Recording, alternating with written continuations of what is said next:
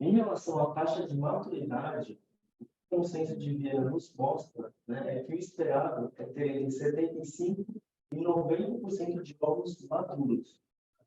Então, foram coletados 14.000 em Santo André, desses 10.320 maduros, ou seja, 33, um pouco abaixo do consenso de Santo André. São Paulo, o número de ovos coletados foi de 9.100, sendo 7.133 ovos maduros, ou seja, 77,6% de ovos maduros.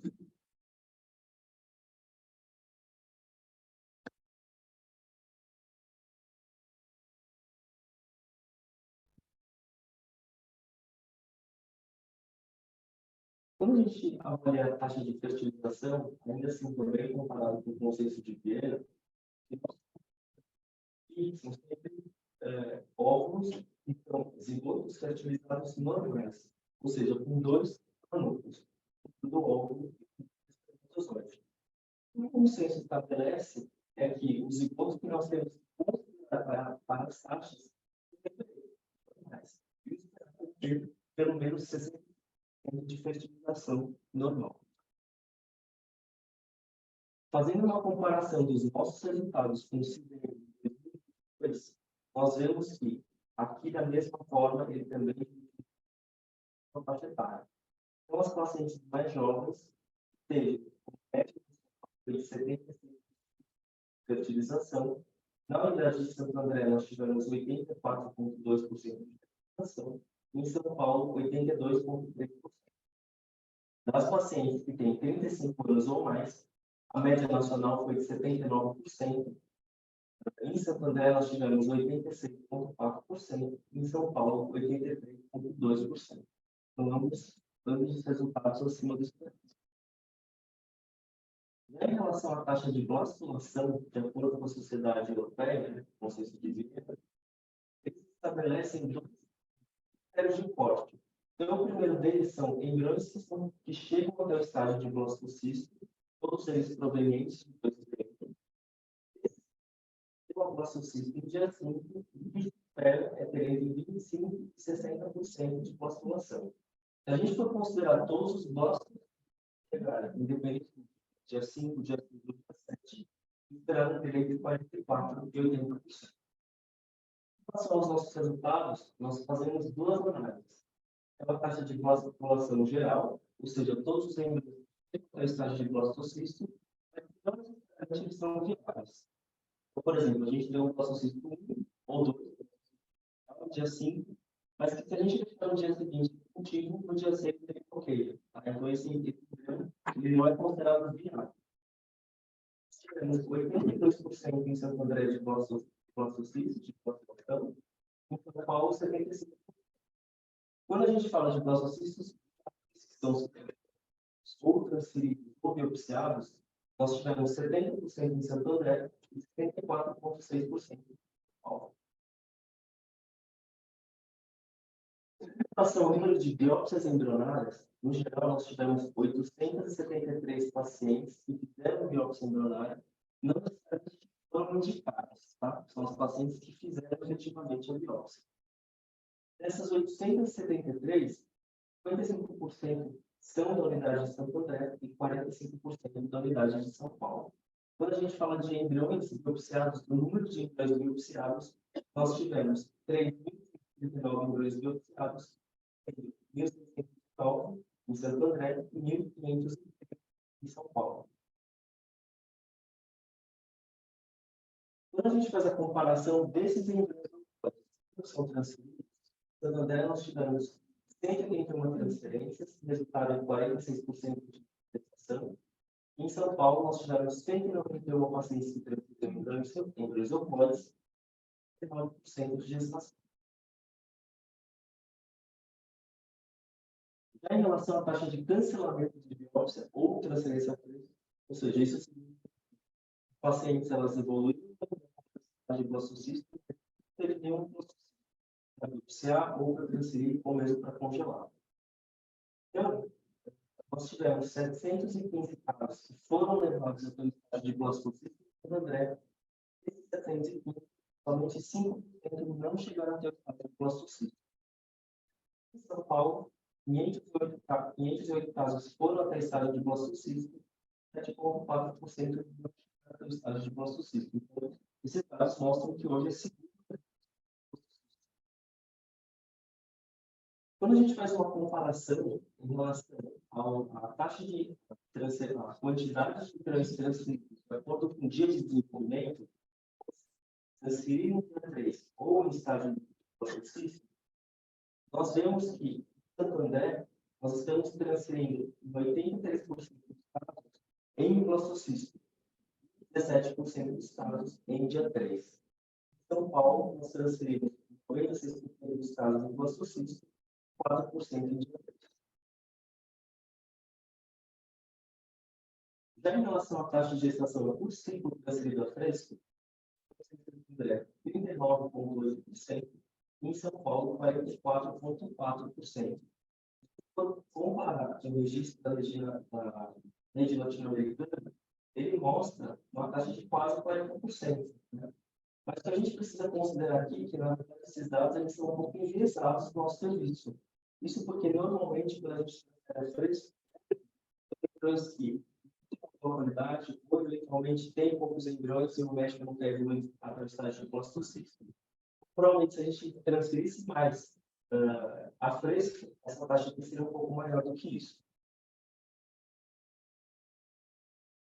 A taxa de gestação por ciclo congelado, né, em Santo André, foram 1.027 pacientes, com 37,10% de gravidez. Em São Paulo, foram 399 transferências, com 71% de gravidez.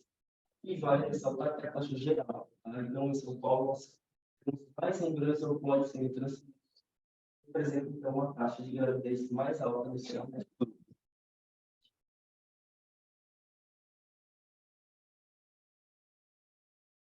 Por fim, eu trouxe aqui também para a gente avaliar a quantidade de exames masculinos que nós fomos feitos. Então, nós fizemos 1.738 espermogramas em 2022, 50% foram em Santo André e em Moema, 156, 9%. Para o teste de alimentação, nós fizemos 226 exames no ano passado, sendo 81% de indicação em Santo André e 19% de indicação em Moema. Em relação às amostras de doador, nós usamos 170 amostras em Santo André e 34% em Moema. Ao número de dispositivos, nós fizemos 350 ciclos, usando esse, sendo 60 e 30.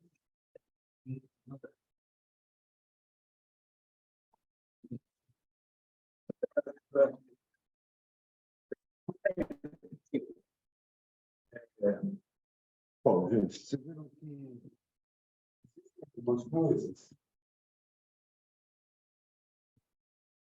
facilitam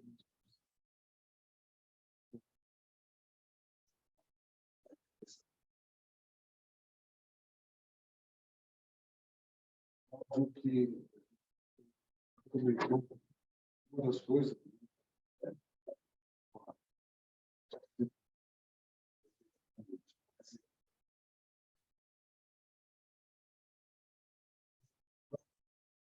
uma atenção.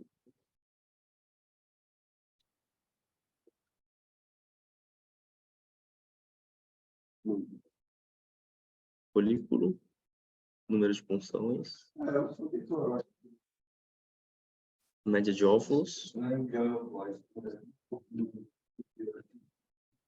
idade, maturidade. Maturidade está um pouco baixo aqui, né?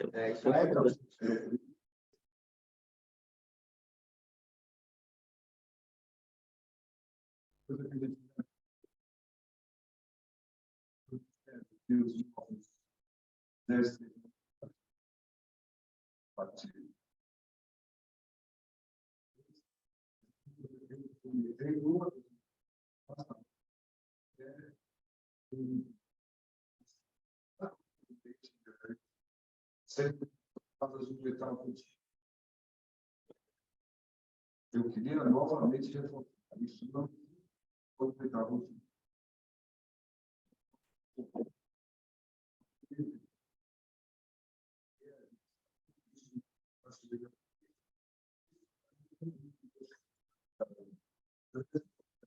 eu vejo.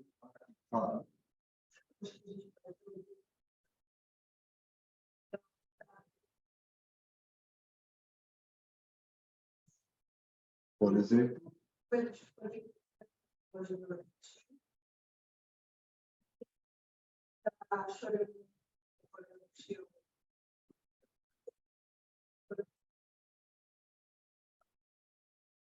eu assim, estava usando 2 ou 3.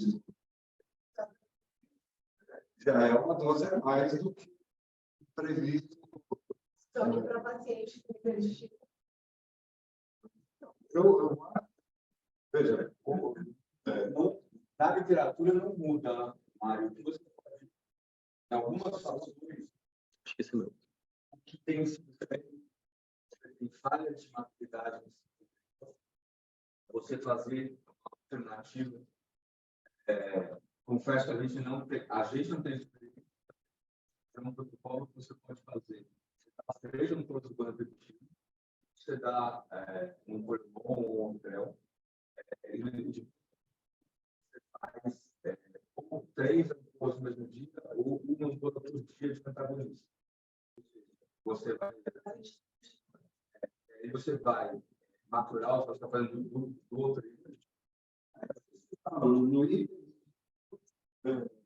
Você tem falhas de maturidade. Eu estou falando, aí você está falando com coisa.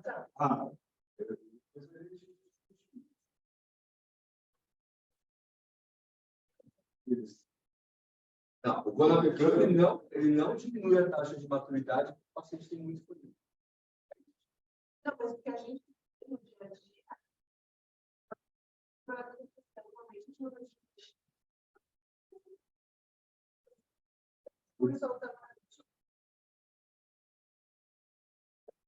Eu acho que assim, Maturidade.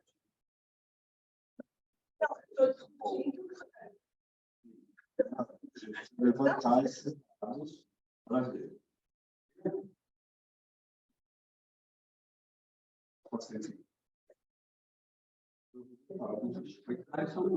A gente acha que o Bonaparte é o nosso resultado, na resultado mundial. Protocolo hoje, não é? Todo lugar tem mais. Não tem mais nenhum. Então, a Bonaparte é protocolo e não tem ovulação no mundo inteiro. Então, se o resultado fosse ruim, não seria uma medicação utilizada para captar a ovulatura. Independente do risco.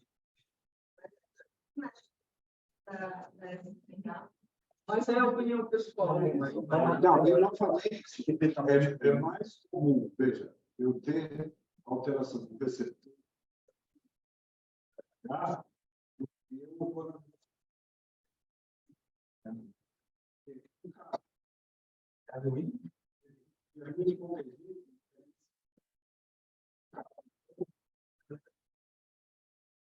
gente não viés. Pouco serviço fazendo tudo. Não, isso é um viés nosso. Todo mundo serviço.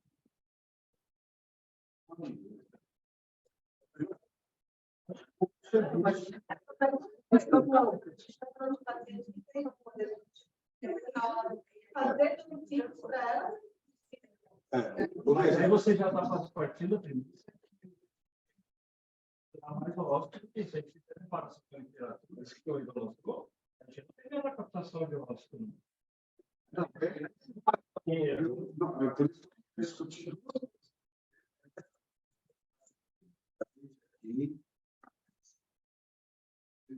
Conceito que não acontece.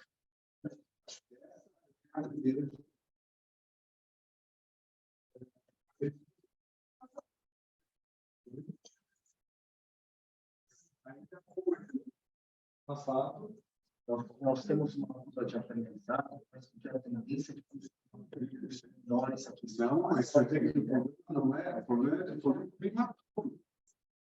Então, Não é pouco folículo. eu digo assim, o livro menor.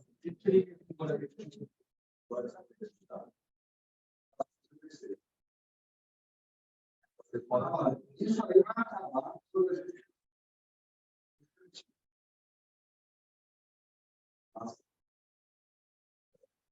Já tá saindo.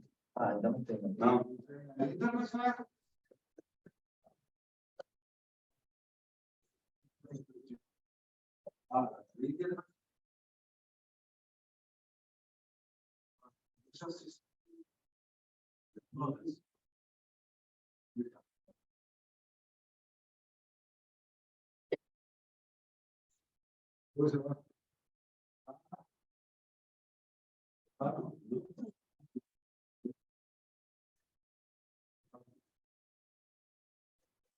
Eu acho que uma coisa que a gente nunca deixa de assim, a partir do que é meio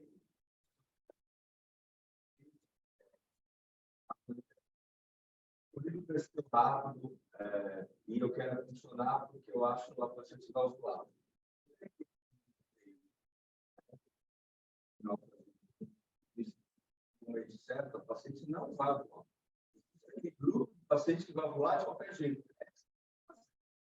Essa não deu para fazer. Agora, paciente, Pode funcionar. quando ele funcionar antes das outras, aí você faz mais uma coisa.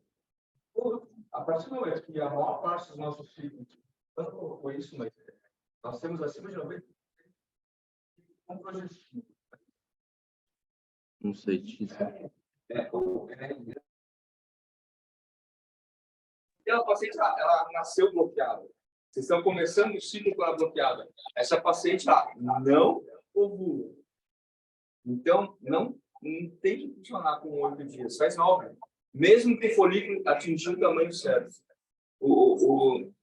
A média do folículo não é o único parâmetro para você marcar um ciclo. Isso é um dos parâmetros. Se tem isso em mente, mais um número de dias. Nunca deu trigger só com 8 dias. Seu resultado sempre vai ser pior do que se você fizer mais um dia. E essa paciente não vai voar. E o número de ossos marcado inclui os fragmentados, inclui todos. Então, porque aqui a gente tem uma curva de aprendizado. É comum funcionar os 18, 22, até aquele de 12. Funciona também. Entra na conta. Aí tem mais questões mais faz, Renato. Você não tem que entrar em folículo abaixo de 11. Que aí é 11, 10. Agora, a 12 tem que funcionar. É que a gente não sabe se é 11 ou 12, né? Mas não tem problema. Isso aí está na conta dos dois. Moema aconteceu isso, né? Na verdade, veio até mais óvulos do que esperado. Não sei se eles estão passando só os folículos que são maiores ou esses pequenininhos mesmo não estão. Não, eu acho que tem poucas coisas. O resultado, o Caio não quero interromper você. O resultado está maravilhoso, mas muitas coisas a gente melhorou, muita coisa para ter orgulho. O número de transferência em D3, eu estou fantástico que a gente diminuiu dessa forma. E a taxa de cancelamento é baixa. Baixo. O que a gente precisa ajustar mais é a questão da maturidade e da transferência que o cara vai falar. E tem um detalhe aí também que, por exemplo, eu achava que não fazia diferença, mas estou começando a repensar. Na Moema faz muito seguinte.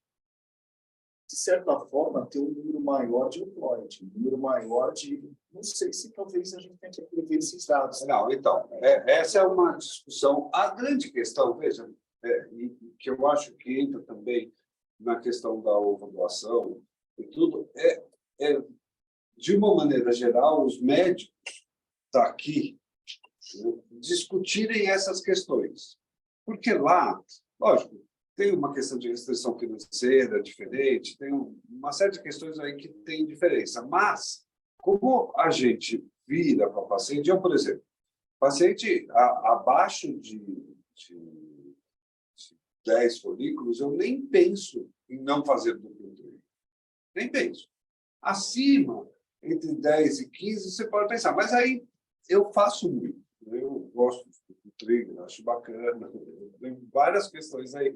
Então, eu faço bastante. com isso, obviamente, aumenta a minha taxa de maturação. Mas eu chego no final, olha, você vai gastar mais, sei lá quanto é que é, se chega a 80, 100 reais do Xeramon. E mais, eventualmente, a plaquinha, as árvores, né? Então, essas duas questões acrescem, né, no processo. O Ivan já começou a testar a nova placa lá, Ivan? Poucos casos, né? Só o paciente normosospermo. Acho que Então, não, só para colocar isso, Renato, provavelmente existe uma placa aí que o Ivan está testando e que, se ela tiver os mesmos resultados, ela tem um custo mais barato e a gente pode aí... uma placa como se fosse simples. É um concorrente. Só que tem uma questão. A gente fez esse trabalho e mandou para o Congresso Europeu do ano passado. A gente não teve diferença entre os grupos que usaram Zymot e não usaram Zymot em relação à blastulação, qualidade do embrião e euploidia. O que a gente percebeu é que os blastocistos euploides que são transferidos engravidam mais. Então, engravidaram 9% a mais do que os que não... que ele já reparou. Posso? E é brutal, porque a taxa de moeda é uma taxa assim, inexpressiva de gravidez com o implante, né? 69%. Então, mas eu acho, Renato, essa era a outra discussão. Então, veja, a questão só do trigger, só para voltar na questão, ou se faz duplo trigger, ou se vê as variantes, né, para ver se ela tem algum problema de coisa. E a gente tem que fazer uma medicina mais moderna, gente. Não podemos ficar atrelado a uma questão só, né? Quer dizer, só vou fazer isso. Não, vamos pensar. Tem questões de essa ideia de associar por trigger, eu acho que é uma coisa que poderia ser discutida. Não como custo institucional, mas como oferecido sistematicamente. O final é um impacto aqui. Vocês são totalmente autorizados. Então. Entendeu? Porque efetivamente melhora. É só quando for fazer Você um faz pedido. De rotina. Abaixo de 10 eu faço de rotina. Então, uma coisa que aqui a gente não tem como rotina oferecer. Né? Independente Abaixo de 10 pode fazer duplo. Você só vai melhorar o resultado. Entre 10 e 15 tem a questão do risco dela hiperestimular. Acima de 15 você tem alto risco de hiperestímulo. Mas você tem Esse mecanismo aí para paciente que não serve, eu acho que é muito risco para paciente fazer a punção a primeira vez. Mas se você tem uma punção que você fez lá os 3 de Gonadeide e a paciente, o resultado foi muito ruim num ciclo, e você vai repetir o ciclo, você teve que repetir o ciclo, e ela tem 17 folículos, por exemplo. Você pode fazer o duplo trigger, e aí, no dia da punção, depois que você captou, você faz... tem 2 protocolos. Você faz 2 ampolas de organotran, de antagonista, no dia, ou você faz uma por dia por 3 dias. Entendeu? Então, assim, na realidade, o que você fez? Você deu o duplo trigger, você aumentou a maturidade, e depois você usa um mecanismo para não hiperestimular. Porque com 3 ampolas, com esse regime de antagonista, você vai bloquear o pico de RH que você promoveu, que é o que vai te dar o pico de RH e a ação do HCG. Tá? Entendeu? Ela funciona só, eu já falei o Funciona, mas há mais 2. Você funcionou. Daí você bloqueia o efeito do remédio. Mas eu vou te dizer, viu, a partir do momento que você entra com o cabergolina na hora certa... Mas no duo trigger, cara, se tiver bastante político, é pior do que dar o HCG antigamente. Não, sim. Mas Na paciente que vai estimular... Mas aí só justifica duplo trigger, no meu modo de ver nessas pacientes, se tiver antecedente antecedente. anterior ruim. Agora você faz receptor, né, Denise? Então, sim, fazendo um levantamento dos novos resultados atuais com receptores. Então, tem um aluno que está levantando todos os resultados, aí vai ver como foi a resposta, e a gente pode incluir essa parte do ano afetivo em relação ao LH. Então, a gente discute direitinho o que a gente quer ver com esse. Agora, existe o resgate que a gente usa pouco aqui, Mariana me perguntou, mas isso até para conversar com ela. Se você pode, é uma coisa que a gente não faz rotina, mas se vocês dosarem LH Se vocês estão com medo de que o trigger com o Bonadele não foi eficiente ou não vai ser eficiente, dose LH no dia seguinte. Se ele não tiver bom, o trigger não vai ser bom, você tem que fazer HCG e mudar a sua função. Né? Mas muitos serviços fazem de rotina. Você tem pelo menos 5% das pacientes que vão ter problema de sensibilidade de receptor no Bonadele. Isso é mundial. Então, o Bonadele falha na maturidade para 5%. Então, é real que em alguma paciente vai falhar.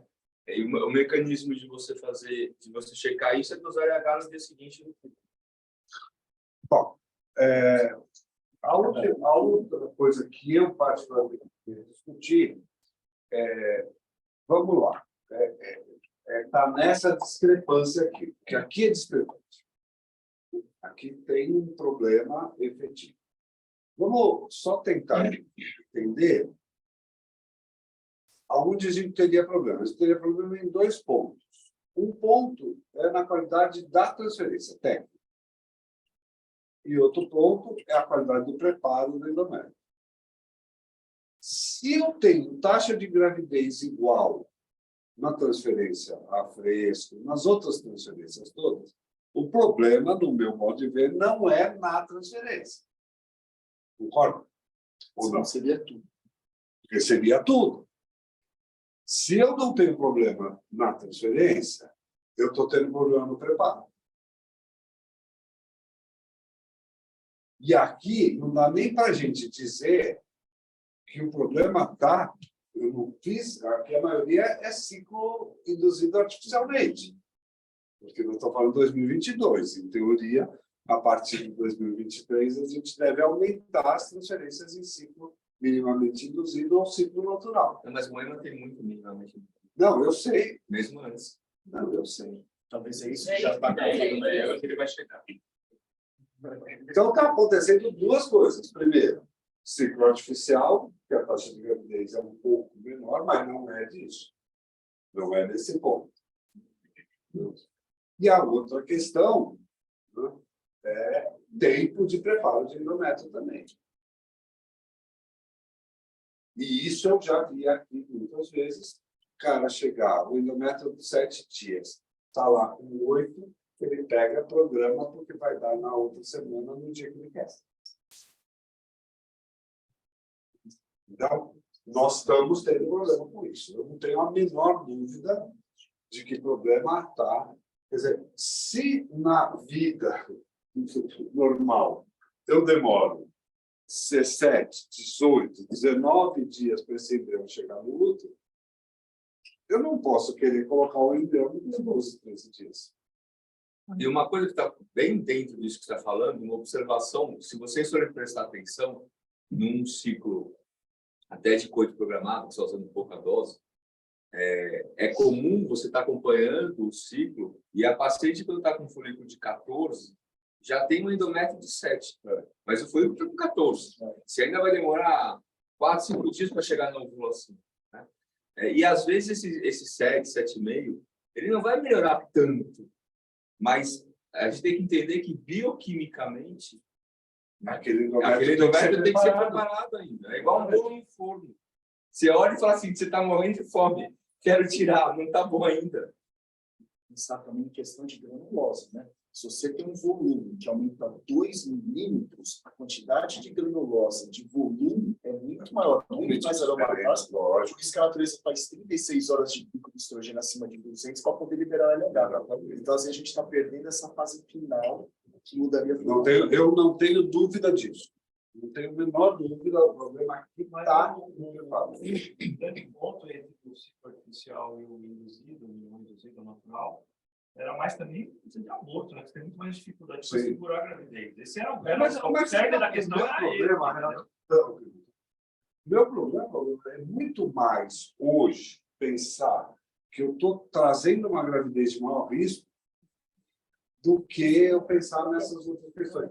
Maior risco não por causa de aborto, não. Maior risco por defeito na placenta, maior risco de hipertensão, maior risco para esse bebê, mais bebê grande, mais bebê alterado. Eu não posso hoje, eticamente, imaginar que eu vou fazer ciclo artificial numa paciente que está aqui disponível. Paciência. Esse sangramento diminui demais. Diminui tudo. A gestação inicial diminui demais. Eu acho que a grande questão, Valdemar, é que o ciclo minimamente induzido, ele traz de volta a questão de transferência em dia que eu vou estar descansando. Paciência, como nós que escolhemos. O dia que a gente não quiser fazer mais isso, o dia que eu não quiser fazer mais parto à noite, o dia que eu não faço parto, não tem outra alternativa. Então, eu não posso mais continuar pensando que eu vou fazer ciclo minimamente induzido. Ciclo artificial. Hoje, eu só faço ciclo artificial nos meus pacientes que estão fora de São Paulo, não tenho como controlar. Paciente mas aquelas que estão fora de São Paulo, essas eu vou fazer com ciclo artificial, porque eu não tenho outra alternativa. Não sou eu que estou fazendo ultrassom, às vezes o ultrassom todo bagunçado. Então, essas eu ainda continuo. Agora, porque aí dá para programar, ela tem que comprar passagem de avião, tem todo um monte de logística muito complicada. Mas paciente que está aqui, eu não posso mais fazer ciclo que não seja minimamente induzido ou natural. O natural também é bacana. Aquela paciente que ovula direitinho, que faz tudo direitinho, também é bacana, dá mais trabalho, a gente fica inseguro, mas é muito menos cômodo para a gente, né? Deixa a gente inseguro se ela está olhando o LH direito. A gente perde ciclo, porque às vezes ela não consegue no Clear Blue ver a carinha feliz, você chega, vira e mexe, acontece. Mas são coisas que você tem que conversar com o paciente, avisar, olha, existe essa possibilidade e tal. E tem que ter coragem, afinal de contas, essa é a forma mais refinada de trabalhar. E o resultado está ali. Até porque também, aqui, tem um monte de gente que está aqui. Só que não acontece lá. Mostra... Bom, eu já falei de tudo. Não, eu só vou falar uma coisa que é importante, que é muito discutido. Vocês sabem, a Bianca e a Denise saíram, era até bom elas estarem aí para ouvir isso. Porque nos congressos atualmente, né, as mesas que dá mais, ou talvez uma das mesas que dá mais discussão e briga é a bendita mesa do PGTA. Né? E aí a gente tem sempre um mundo polarizado, as pessoas que são pró e as pessoas que são contra. E quem é contra por natureza. Daí pega qualquer artigo que fala mal do PGTA, porque é muito difícil o que a gente discute entre quem faz, veja, no mesmo ideia fértil, na mesma clínica, a gente tem uma diferença dessa entre pacientes. Então, se eu tenho essa experiência aqui, e a hora que eu vou pegar o resultado de transferência fresco, o resultado é 44%. 44% da nossa transferência fresca. E ele tem 46% transferindo PGTA, por que eu faço PGTA? Realmente, no PGTA não está justificando. Mas a hora que eu pego este número aqui, 69%, muda radicalmente. Né? Isso é a experiência do paciente. Então, o que eu quero dizer é assim, a hora que você compara resultados de clínicas diferentes, é isso aqui, ó. Aqui é o mesmo instituto em unidades diferentes. Imagina qual é a diferença que você tem de resultados de gravidez ou com transferência de oclóide. A hora que você vai fazer um estudo multicêntrico, você pega várias clínicas diferentes. É muito diferente. Por isso que esses resultados eles são muito complexos. Só que quem faz direitinho tem um resultado melhor. Então, mostra a nossa taxa de transferência fresca. É isso que eu queria mostrar para vocês. Isso é a experiência do paciente. Isso defende o PGTA. O PGTA não aumenta a taxa de gravidez. O PGTA diminui a taxa de abortamento, faz você transferir um embrião único, não ter gestação múltipla, e você ter aquele time to pregnancy mais rápido. Você mantém a paciente com você. Não tem embrião, o paciente vai fazer outro ciclo, vai buscar o embrião. Né?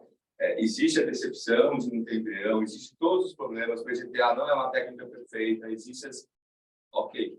Mas isso é muito diferente quando você entende. Então, olha, a unidade de São Paulo, 44% de taxa de gestação. O número é baixo porque a gente transfere muito pouco a fresco.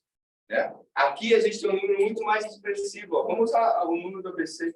O Ivan falou, com certeza, a gente faz muito estudo genético, tende a transferir tudo para o blastocisto. Então, existe um viés aqui, certamente existe um viés, e são os ciclos de pacientes com estado pior, são transferidos a fresco.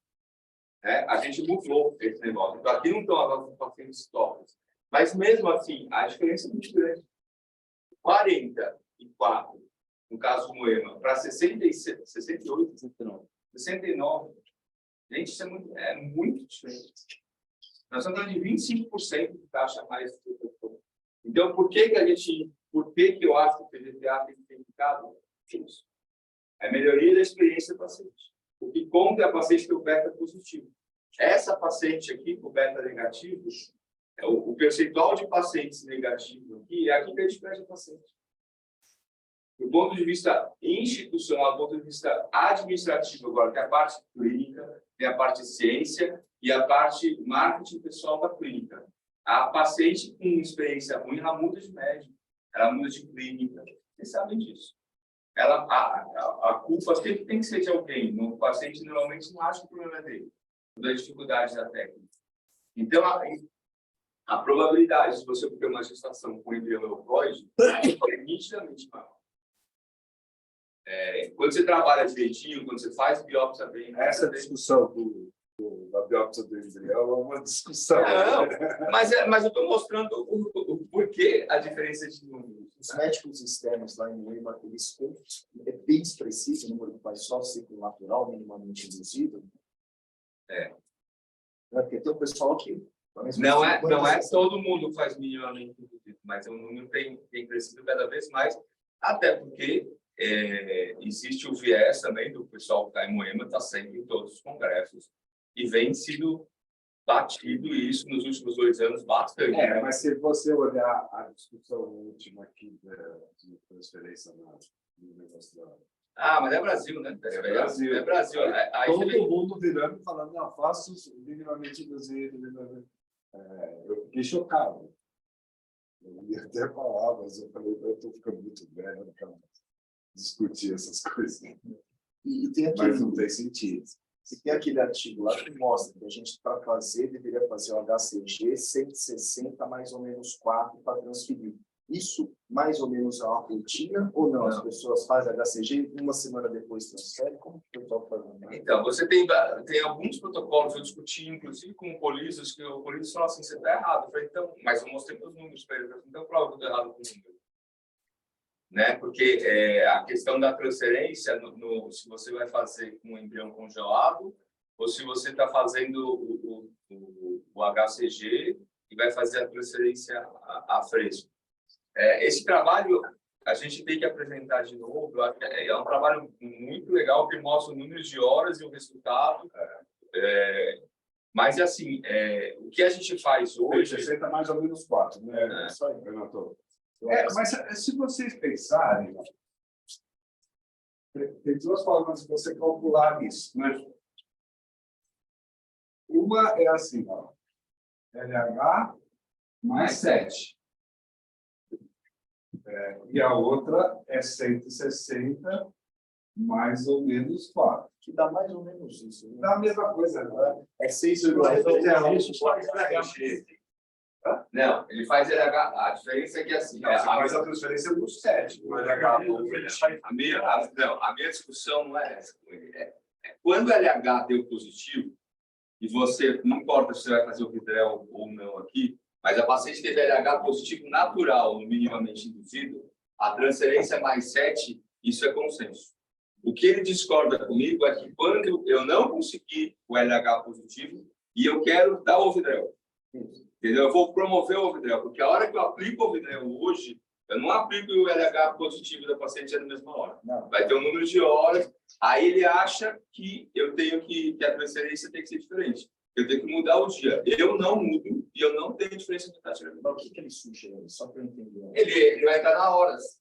Porque daí ele vai falar se você tem que calcular o número de horas do LH positivo. Do LH positivo, não do HCG. Imagina a paciente que você deu o vidrel. Ela não teve LH positivo. Você vai ter flagrar com a Eu apliquei 8 horas da noite. Então, que horas que ela vai ter o pico de LH?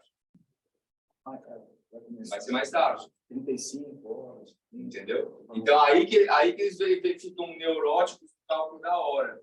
Entendeu? E eu acho que não. Eu não mudo. Eu faço assim faz muito tempo. Eu não vejo diferença da segunda. Você faz o quê? Eu faço LH, eu faço a transferência mais 7. Não importa se foi LH natural ou se foi independente, se foi LH de manhã ou à noite. Independente. Eu estou calculando essa questão das horas que eu tinha, né? Então, Não, mas eu acho que esse negócio das horas aqui de trabalho é igual o ERA. Que o ERA ficava. Precisa só calcular mais número. O ERA ficava com aquele negócio de. Agora ninguém mais faz ERA, né? Provou que não serve para nada. Mas eles mostravam que você tinha que, era um caos no laboratório, tinha que transferir com sei quantas horas. Porque, Renato, é assim, se na natureza a gente fosse trabalhar em cima de horas, a nossa espécie está extinta. Porque imagina que você vai ter que ter a relação na hora certa, o embrião tem que chegar naquele. O intervalo da janela de implantação não é de horas. Teve uma aula no Congresso Europeu, o cara brilhante, eu nunca tinha visto esse speaker. Ele destruiu o cara da. Você lembra disso? Foi o Simon, com aquela aula toda. Um negocinho do ERA, passando para lá e para cá, uma aula toda fantástica, assim, do ponto de vista de tecnologia, a aula dele.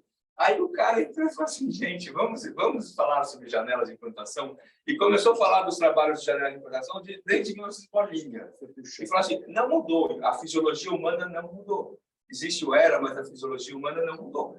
E ele mostrou a janela de implantação e falou assim, se fosse isso, a gente era extinto. Mas, Renato, em relação ao número de horas, a conta, se você fizer, vai dar muito parecido. Muito parecido. Eu fiz vai dar 6 dias de 10 a 18 horas. Que dá praticamente 7. 18 para 24. Então, e daí essa diferença, a natureza ela tem uma janela de implantação que é maior que um dia. Entendeu? Então, se chegar ali, chegou. Vai falar receptividade. O que não muda é que tem outras coisas que faz não engravidar que a gente não sabe. É que essa questão de mioema, acho que a minha dúvida é se eu devo entrar ou não com progesterona exógena e eu vou o tipo de declarar por legal do elemental. Não, você faz do mesmo Não, jeito que você faz. Não no dia. Na noite. Posterior. Como se você fosse. Você vê o negócio como se você fosse fazer a função, você entra com a. E com 800. Não muda. Em teoria, sabia. Só que você vai ter coragem de não entrar. E outra você coisa, poderia entrar com um pouco menos. Você pode ser. Cada vez mais. Progesterona. Não, mas progesterona não faz mal a ninguém. E o que vocês acham da gente considerar os trabalhos do Lotus e passar para a dihidrogesterona, que é muito mais fácil, um custo muito menor? Então, eu não Intriga tenho coragem. Eu ainda não tenho essa possibilidade. O que eu faço mesmo é dosar a progesterona. Se ela estiver baixa, eu entro com o Vioral. Mas se você quer baixar um pouco de custo, por exemplo, é absolutamente razoável você falar assim, eu vou dar 400 ou 600 de vaginal e dar 20 miligramas de Vioral. Dois entendeu? Você não vai poder dosar porque o Fafão não vai dosar. A dihidrogesterona não é dosável. Então não adianta ficar dosando para quem usa dihidrogesterona. Mas eu acho assim, se progesterona baixa, ainda com Vioral. Se não tiver baixa, professor, vocês estão usando a dihidrogesterona em ciclo natural, porque tem corpo lúteo, tem a produção dela de vai e não tem sucesso. Mas vocês estão pegando isso dentro. Ninguém paga pau. Não, é que não, veja. Um ciclo natural e progesterona, não tive nenhum caso que não tiver chegado. Chega em 10, 12, 15, fácil. Agora, no ciclo artificial, aí não. Está usando mesmo assim. Eu acho que não tem transferência sem progesterona. Com esse aumento de taxa de gravidez com a transferência de embriões celulóides, aumentou a taxa de nascidos juntos? Com certeza, a Rafa pode responder melhor. Ela tem na taxa de vírus, em outro momento a gente pode apresentar, porque não vai ter de cabeça. Você diz a taxa de nascidos. A taxa de aborto por pacientes vai para 5%, né? 5%. Agora, eu quero Contra saber, 20%. mas eu quero saber a taxa de nascidos vivos com o que a gente fazia. Mas se eu tenho uma taxa de 5%, Não divide. automaticamente eu aumentei a taxa de nascimento. Mas não por ciclo transferido, né? Por ciclo iniciado, você disse. Não, de transferidos. Ah, sim, por transferido. Só a hora que você... Existe uma mesa, tem um paper Ciclo iniciado, que foi publicado, e o Bleicher, no Congresso X, não é? O Bleicher, para lembrar, aquele geneticista médico, geneticista de Nova York, que é contra que começou a bater no PGTA e começou a transferir embrião aneuploide, inclusive. Aí ele mostra um gráfico, um estudo demográfico da fertilização in vitro, mostrando que a taxa de nascidos vivos caiu depois do PGTA, depois do advento de estudo genético, no mundo e nos Estados Unidos. Só que assim, ele usou muito gráfico americano, mostrando, olha o que o PGTA de vocês está fazendo. Está nascendo menos gente.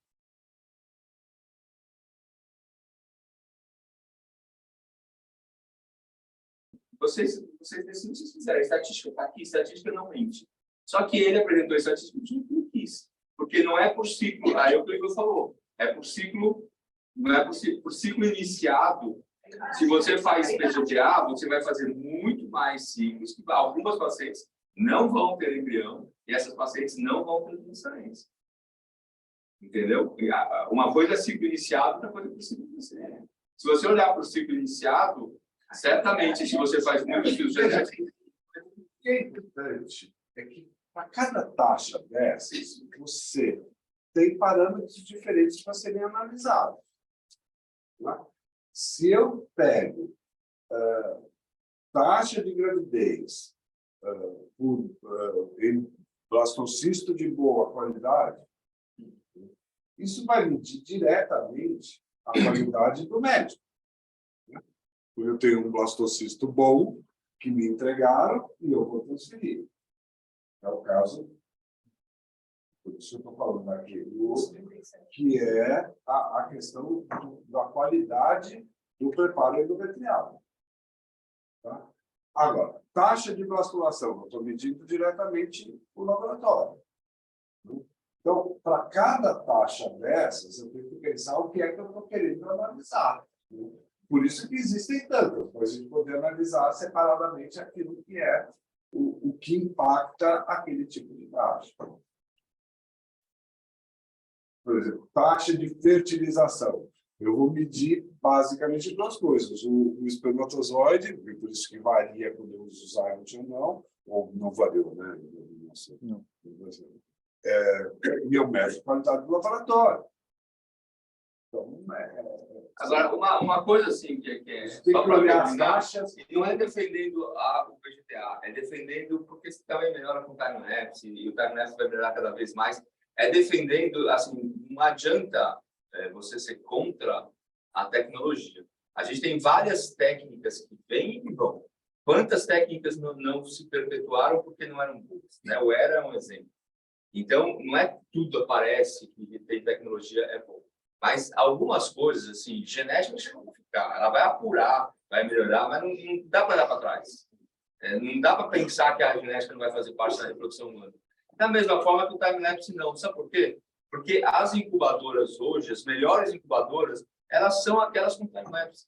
E a indústria não vai mais investir em incubadoras sem time-lapse que não tem venda no mundo. Mas, então não adianta.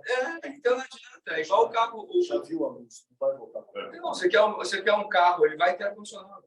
Ar-condicionado faz parte. Não vai não ter ar-condicionado. Você vai discutir outras tecnologias. Não, mas são tecnologias que vão entrando e vão baixando de custo. Vai baixar o custo. Mas o que não dá para fazer, vocês, principalmente os médicos de informação, isso aqui já foi considerado. Nós, do cabelo branco, a gente olhava uma taxa de gravidez dessa, a gente já teve 20 e tantos %.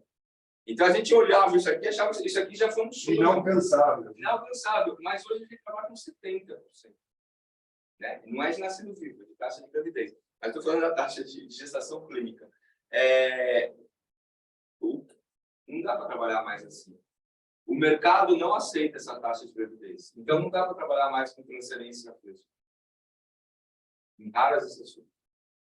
Em raras exceções você pode fazer. Mas a verdade é essa. Porque quando você trabalha a preço e você não estuda embrião, aqui a população é viciada, tá bom, vou melhorar isso aqui, você vai melhorar para 50%. Você não vai passar de 50%. Porque 50% de embriões, no geral, não são bons. A taxa nunca vai ser maior de 50% transferindo a fresco. Versus 70%, 20% de diferença. Aí tem uma que está defendendo muito. Não é verdade. Uma coisa é a experiência da paciente, outra coisa é taxa de gravidez e possibilidade de beber em casa. Quando eu falo em beber em casa, eu não preciso de PGTA. Você não precisa de PGTA, mas eu sim, mas parente Barbosa, a paciente não vai ficar desafeto. Não vai ficar a paciente fica no desafeto desde que ela seja informada daquilo que está acontecendo. Então, é uma discussão, é uma forma de abordagem. Eu nunca perdi paciente porque eu não fiz PGTA. Eu posso ter... Mas eu não falei para fazer. Eu não falei para fazer. Eu fiz ou não fiz. Eu não falei para fazer. Não, mas eu estou falando. A discussão tem que ser feita com a paciente. Se a paciente tiver restrição financeira, é muito melhor não fazer. Porque eu concordo com o Emerson quando ele está falando. Eu tenho uma paciente que. Por exemplo, vou dar um exemplo para você. Eu atendo um monte de paciente aqui no Brasil. Então, um paciente de Roraima, um paciente do Amapá, um paciente de Brasília. Essas eu falo para fazer sempre. Por quê? Porque é mais barato fazer. Mais barato, porque ela vai ter que pegar um avião, sair de Roraima, parar não sei aonde, para vir chegar em São Paulo, gastar uma fortuna de hotel, de não sei o quê. Cada diária do hotel é uma análise embrionária. Então, sabe, vai sair da sua cidade. Então, paciente de fora tem que fazer PGTA, para não vir à toa. Agora, a paciente tem dinheiro para fazer 2 ciclos. E aí, eu pego o dinheiro todo de fazer 2 ciclos e coloco em um. Isso está errado. Não posso fazer, então. Tem que pensar, porque ela vai ter muito mais vantagem se ela fizer 2 ciclos. Se a gente desmembrar esse número, pensando naquele número de Moema, por exemplo, aqui a gente tem uma tendência de indicar o PGTA no paciente com mais de 39 anos, as indicações clássicas. Piriri, pororó. Lá em Moema, paciente de 35 anos, já é um padrão indicado PGTA? Estou falando mais de cristal, Não, dele sim, minha não. Se ela for de fora, eu faço. Não, se ela for de fora, com 25 eu faço. Porque talvez o número comece a ficar mais claro para a gente. Não, se ela for de fora, 25 eu faço. Por quê? Ela vai se mandar largar todas as coisas, ficar aqui 10 dias. Não, por quê? Por que vai ficar 10 dias? Porque eu sempre mando vir para cá. Quando eu vou, antes de iniciar a progesterona, eu faço uma ultimutação. Não tem essa de eu deixar ela fazer na terra dela. O último ultrassom sou eu que faço, aí é para ficar 10 dias. Não tem conversa. Então, a gente tem que olhar o PGTA, uma maravilha vai acabar? Vai. Não vai acabar tão cedo, mas vai. Porque vai entrar time-lapse com metabolômico. E não tem mais dúvida que a inteligência artificial vai ganhar. Vai melhorar a forma de análise. Você vai ver. Vai melhorar a forma de análise. Pode ter certeza que vai acabar. Ou, eventualmente, seja uma metabolômica. Não, mas agora, o que tem de mais... PGTA não invasivo lá. A gente já tem placa do hiperoscópio com PGTA não invasivo. Mesmo porque você vai conseguir analisar daqui a 10 anos muito mais doenças do que você analisa hoje. Você vai além das cromossômicas, você vai fazer painel de monogênica. Quem que não vai querer fazer? Aí você fala assim, vai entrar na ética da seleção. Você vai fazer painel de monogênica Se você faz no marido e na mulher. Para quê? Se você faz do embrião, Para quê? vai gastar para a mulher, o marido faz embrião. É igual fazer. Só tem R$600. Mas vai custar menos, Caio. A teste de fragmentação custa mais de R$700. A placa custa R$400. Vamos fazer o seguinte, quem for quando for começar a lembrar, Já pede. já pede. Pede isso para não. O perfil de glicemogênica para o Pede a plaquinha. Escaneio aqui. Vou explicar para vocês. Eu tenho uma paciente, olha a coisa, que ela é advogada, não foi fazer. Queria saber da família, ela sabia que ela tratava para fazer. Pá, higiene de fibrose cística. Aí arranjou namorado, não sei o que, casou, foi fazer. Ele também. Você sabe, eu vou contar uma coisa. Peça um perfil. Eu vou contar Além de HIV, hepatite B, C, perfil. Na verdade, que sorte, ela ganhou 25% de chance de não sofrer.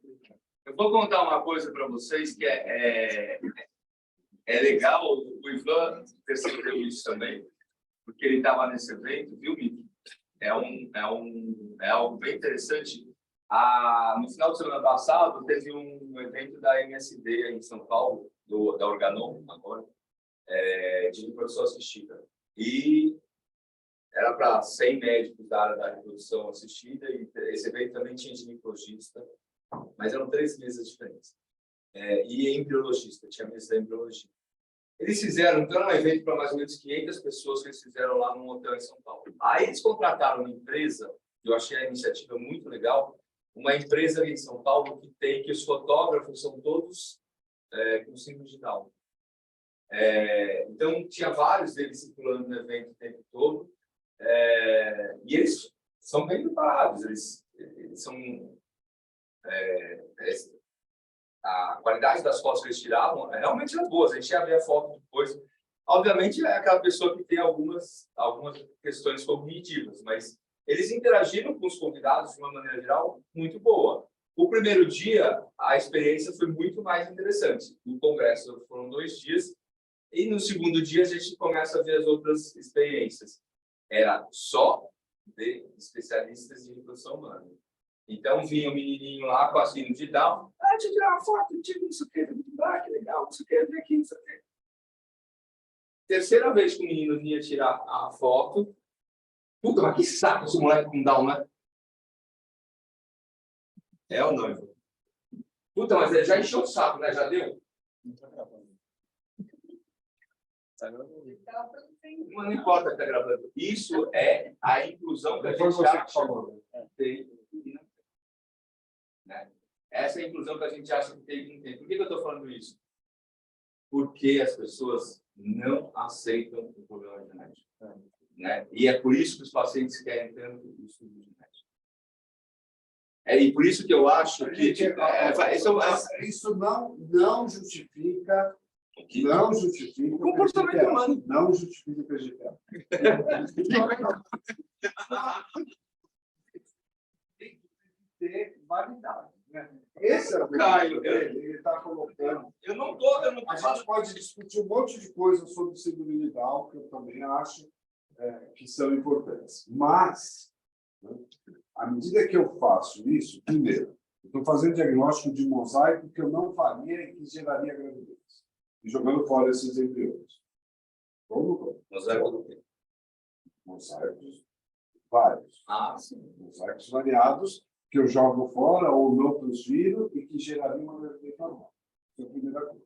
Segunda coisa, por mais que o laboratório seja delicado, por mais que tudo, eventualmente um outro embrião estraga. Então, embrião que geraria uma gravidez e que estragou. Mas ele estraga no laboratório por outros motivos. Estraga por outros motivos também, mas o ideal é Que outro Não vamos entrar nesse meio. Pode ter dezenas de situações que podem eventualmente acontecer, mas eu estou falando de uma situação específica. Eu optei por tirar um pedaço. Isso é uma questão específica. né? Então, e aí, quando eu pego a taxa global de gravidez, ela vai diminuir mesmo com o digital. Mas, Não tem a menor Caio, você não dúvida entendeu de uma coisa. que Eu não falei que é um argumento Não. do médico, é um argumento da população. Não, veja. E nós vamos É discutir uma diferente. outra questão. Eu, para as minhas pacientes, elas falam, posso interromper a gestação? Poder não pode, porque a legislação não permite, né? Mas existem no mercado dezenas de médicos aí que fazem esse serviço. Então, é uma outra questão, né? Quer dizer, Mas você viu como igual você... eu discuto com a minha paciente, você quer fazer NIPT ou não? Mas você viu como... Você viu como você está falando exatamente o que eu falei? A paciente, qual que é a verdade? Ela não... Se ela quiser interromper, ela interrompe. Então, mas é isso que eu estou discutindo. Mas eu aumento a taxa de gravidez. Eu sei, mas o que eu estou querendo te dizer é, o paciente, ele não... As pessoas, não é o paciente, porque nós fazemos parte. Eu dei um exemplo de um médico que estava irritado com a situação em 5 minutos. Não é um especialista. Então, as pessoas lidam mal com a questão da deficiência genética. Ninguém quer de livre. Não, as pessoas lidam mal com as diferenças. Com as diferenças. Então... Não é Mas é que aí genética. aqui É com a engravidou. cor, é com a pobreza, é com... Mas quem tem acesso prefere fazer. É por isso que quem faz doação, que teoricamente não precisava, é neurótico, com avaliação genética, quer fazer o carrier. Por que fazem carrier screening de doadora? Porque a paciente que está pegando um óvulo do lado, de uma paciente muito mais jovem que ela, né? Ela é insegura com esse óvulo. É verdade. Então, ela é insegura com esse óvulo, ela vai engravidar, ela é insegura que o embrião vai ter um problema genético. Ela engravida e descobre que a criança é alterada, ou a parte dela tira. Gente, coisas que são... Por isso que a genética... Claro. Quer dizer, eu troco 20% de taxa de aborto por 5%. Isso é claro. Isso é uma barreira. Um filtro. Só que eu aumento o número de nascimentos. Se eu não fizer. Então, essas coisas é que eu costumo dizer para os pacientes que, na realidade, uma coisa eu estou no pronto-socorro, já falei isso para vocês, eu estou no pronto-socorro e tenho uma apendicite. Eu vou virar para o paciente e falar, olha, vamos operar, porque senão você vai morrer. Eu estou aqui e vou fazer ou não PGTA, vocês precisam, são você tem que virar e falar, olha, o que é contra o PGTA? Alguns embriões podem sofrer ou gerariam gravidez normal. E eu biopsiei e deu uns altos. Ao passo que, se eu transferir sem biópsia, eu tenho 20% de chance de aborto. Contra 5% se eu fizer biópsia. E a paciente decide, ela faz aquilo que ela tem medo. O Anderson tem razão, jogo doado, muito poucas as pacientes não fazem nada. São neuróticas. Poucas, neuróticas. Então, faz parte do processo. Bom, gente, 10 para 10. Afim, alguma coisa? Fernanda, alguma coisa? Lô? Mariana, se estiver ouvindo alguma coisa?